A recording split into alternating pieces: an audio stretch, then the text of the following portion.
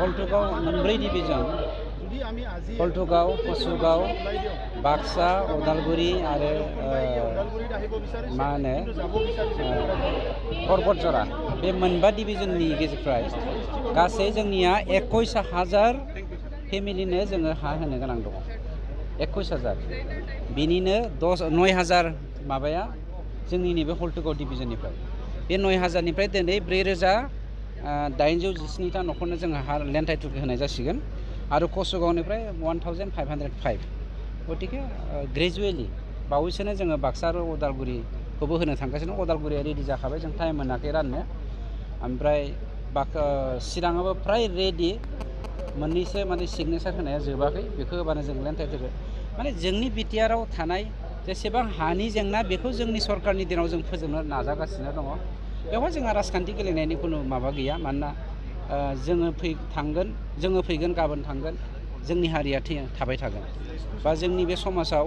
BTR समाजावहाय सान्थिया खौसेयै मोजाङै थाबाय थागोन बे नोजोरजोंसो जों खामानि मावो गतिके गोजोननाय मोनदों आरो नोंथांमोननि मिडियानि गेजेरजों बेखौ फोसावनो हानानै रायजो राजाफोरनो फोरमायनो हानानै जों गोजोननाय गुबै खोन्थाया ओरैबायदि मावनो नोंथाङाबो हायो आंबो हायो पावाराव थायोब्ला खिन्थु आं जुदि गोसो जायाब्ला पावाराव थानानै राजखान्थि खालामनो गोसो नागिरोब्लाथ' बेखौ जोंबो राजखान्थि खालामनो हायोमोन दिनै मोनसे समाव बिपिएफआ आबसु सापर्टार एनडिबि एरिया माने मा होनो एरियानि मानसिफोरनो हानि मोन्थायल' नङा गासिबो मोन्थायनिफ्रायनो गोजानाव दोनदोंमोन जों दिनै हायामोन नामा ओइ नोंथाङा बिपिएफ सापर्ट नोंथांनो हा होआ होननानै नोङो हाजारखि बखि हाजारखि राय गोजौआव नायबाबो नों गाव नायदावनानै गारबाबो नों गावनाव नांगोन गाहायाव नायनानै मुजुबाबो गावनाव नांगोन गतिके गासैबो जों मोनसेयानो हिसाबै जों बेवहाय माइगाब जुजाय खालामाखै मोन्थायनिफ्राय जोङो रावबो जोंनि फिसाफोरखौ जोंनि आंगोफोरखौ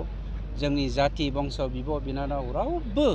जोंनिफ्राय दा जानगारना थाथों मोन्थायखौ मोननो हाथों बे थांखिजोंनो जों राजखान्थि खालामालासिनो